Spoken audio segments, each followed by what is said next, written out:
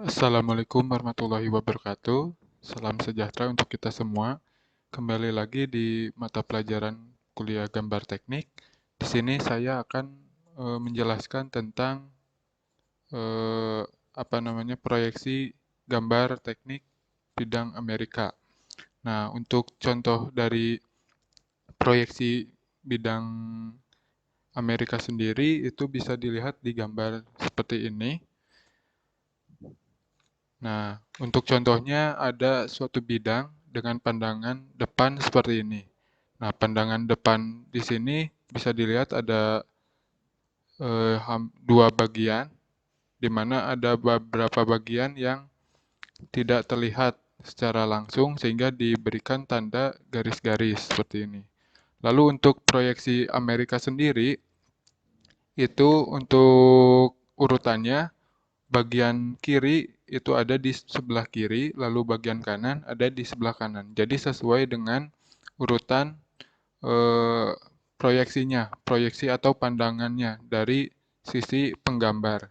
Jadi untuk dari sisi kiri, misalkan ini terlihat dari depan, maka kalau kita lihat dari sebelah kiri, bagian ini ada yang tidak terlihat potongannya sehingga diberi garis-garis seperti ini.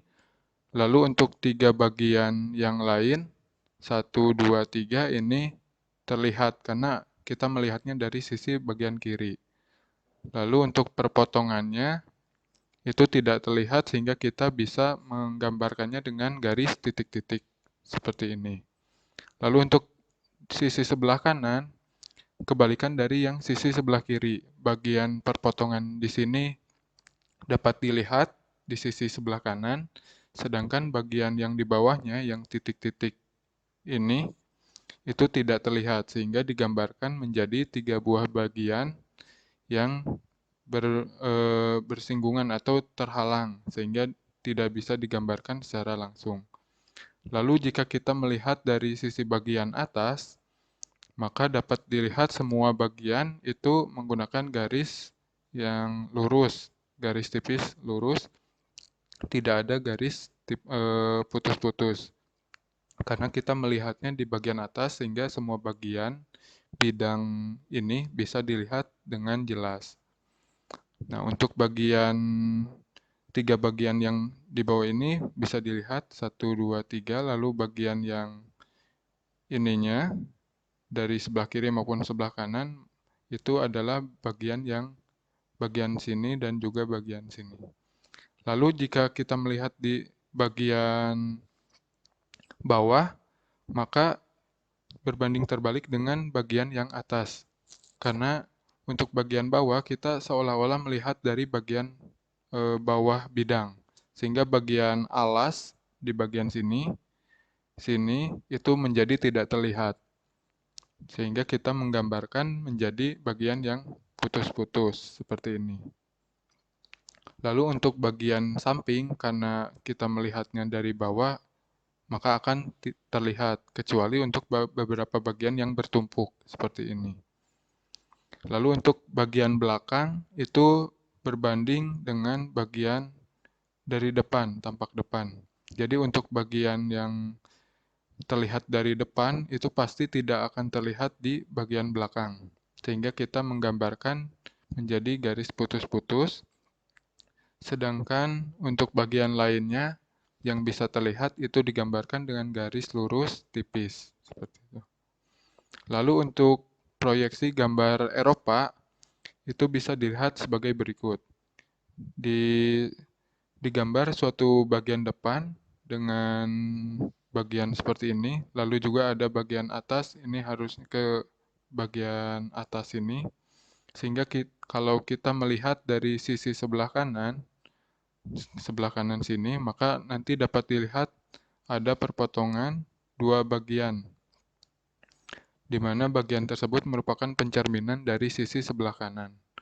Lalu jika dilihat dari sebelah kiri, berarti bagian kita sebagai penggambarnya ada di bagian sebelah kiri gambar, maka bagian sini itu tidak akan terlihat, sehingga kita bisa menggambarkannya menjadi garis putus-putus. Lalu untuk bagian belakang, itu kebalikan dari bagian gambar depan. Jadi untuk bagian depannya sendiri itu di sini kan dapat dilihat secara jelas ya. Maka untuk penggambaran di belakangnya, maka bagian ini adalah bagian yang tidak terlihat sehingga digambarkan menjadi garis putus-putus. Lalu untuk bagian atas dapat disimpulkan bahwa semua bagian pandangan dari sebelah atas itu bisa dilihat semua bagiannya. Ada 3 bagian, ada 1, 2, dan 3. Semuanya itu bisa dilihat, misalkan dilihat dari sini ya, dari atas ini, sehingga semua bagian dapat terlihat dengan jelas. Lalu juga untuk bagian bawahnya, kebalikan dengan bagian yang atas. Sehingga saat kita lihat dari bagian bawah dari sini, maka untuk beberapa bagian, ada 3 bagian. Nah, bagian yang saling bertumpu itu maka tidak dapat digambar dengan langsung atau kita menggambarnya dengan garis putus-putus.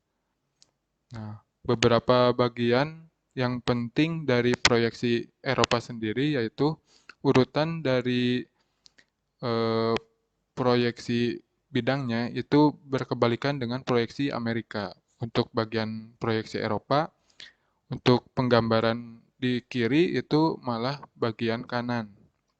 Jadi untuk bagian kiri ada di kanan, untuk bagian kanan ada di kiri. Lalu juga untuk pandangan atas itu diletakkan di bagian bawah dan digantikan untuk bagian pandangan atas digambar oleh bagian bawah. Sedangkan untuk bagian depan dan belakang tetap di urutan yang sama. Jadi untuk proyeksi Amerika itu bagian kiri ada di sebelah kiri, bagian kanan ada di sebelah kanan, bagian atas ada di bagian atas, bagian bawah ada di bagian bawah. Lalu untuk proyeksi Eropa, bagian kanan itu malah diisi oleh bagian kiri, lalu bagian kiri juga diisi oleh bagian kanan, lalu untuk pandangan atas diganti oleh pandangan bawah, dan juga pandangan bawah diganti oleh pandangan atas. Ya, mungkin cukup sekian penjelasan tentang proyeksi Amerika dan Eropa. Saya cukupkan sekian. Wabillahi taufiq wal hidayah. Wassalamualaikum warahmatullahi wabarakatuh.